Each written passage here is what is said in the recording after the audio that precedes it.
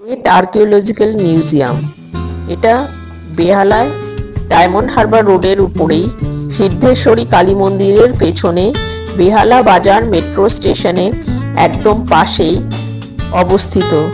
রাস্তা থেকে একটু ভেতরে সামনে দোকানপাটের জন্য বিল্ডিংটা ঠিকমতো চোখে পড়ে না।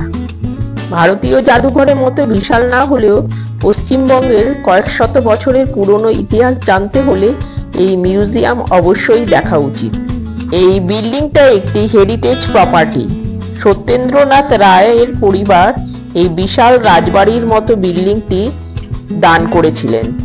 সত্যেন্দ্রনাথ রায় হলেন রায়বাহাদুর অম্বিকাচরণ রায়ের দ্বিতীয় পুত্র। গেট দিয়ে ঢুকেই ডান দিকে হলো এনকোয়ারি অফিস।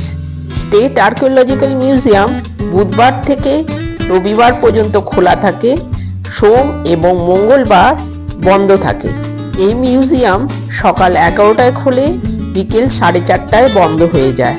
এই মিউজিয়ামটি 1962 সালে প্রতিষ্ঠিত হয়।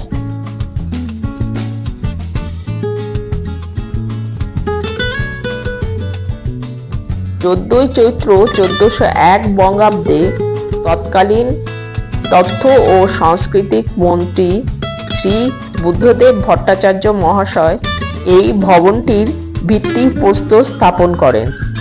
মিউজিয়ামের ভেতর ক্যামেরা বা মোবাইলে ফটো তোলা বা ভিডিও করা স্ট্রিক্টলি বারণ আছে। এখানে টিকিটের মূল্য 20 টাকা। মিউজিয়ামের বাগানে মূর্তিগুলির প্রতিরূপ রয়েছে, সেগুলির ফটো তোলা যায়। এই বিল্ডিংয়ে 2টি ফ্লোর রয়েছে। গ্রাউন্ড ফ্লোরে 2টো হল আছে। প্রথমটায় ফারাক্কা, জলপাইগুড়ি, মুর্শিদাবাদে টেরাকোটা ক্রাফট রয়েছে। 11th সেঞ্চুরির কিছু ভাস্কর্য রয়েছে।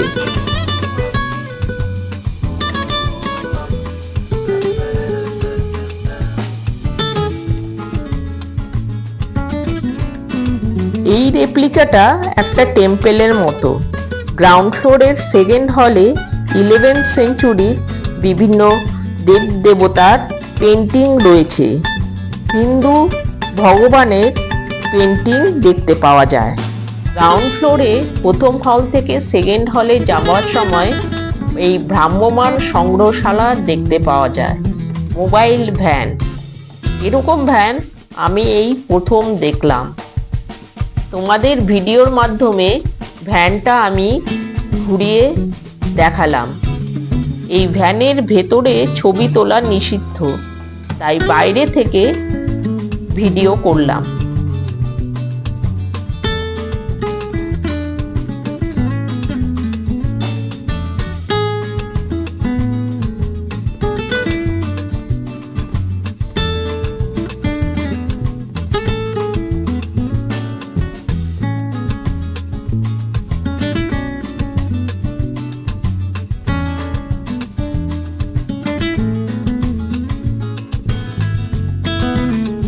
নিচের থেকে ভেতরটার ভিডিও নিলাম।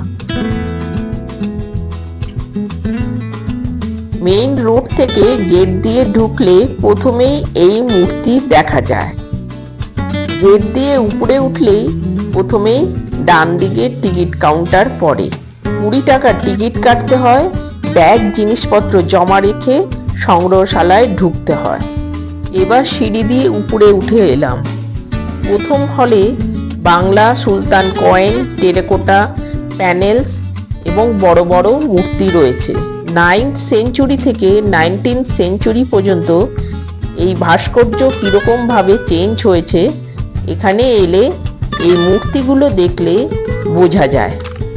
এই ব্ল্যাক ভাস্কর্যটি খুবই সুন্দর। বাগানে আরেকটি অনেকগুলি মাথা বিশিষ্ট একটি মূর্তি দেখলাম। ফার্স্ট ফ্লোরের প্রথম হলে ঢুকে একটি বুদ্ধিস্ট মোনাস্ট্রি দেখলাম। এটা দেখে আশ্চর্য হয়ে গেলাম, শত শত বছর আগে মানুষ কিভাবে এই মোনাস্ট্রির ভাস্কর্য বানিয়েছিল।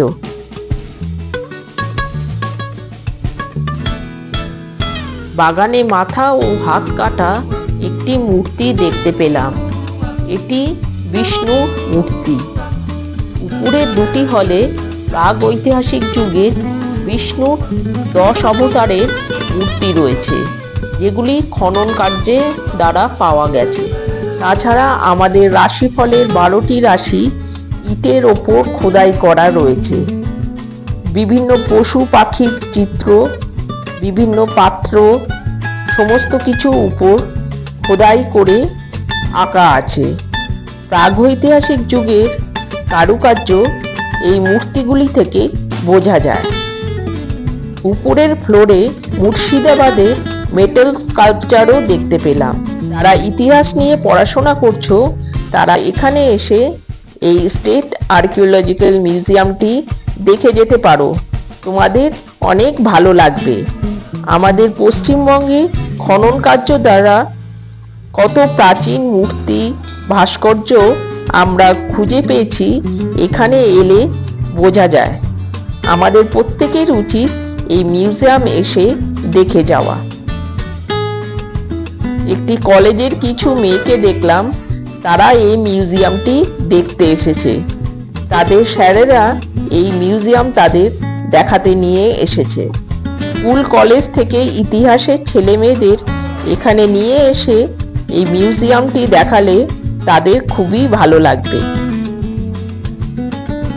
আজকে তাহলে এই পর্যন্তই। তোমাদের স্টেট আর্কিওলজিক্যাল মিউজিয়াম বাইরের অংশটা ঘুরিয়ে দেখালাম।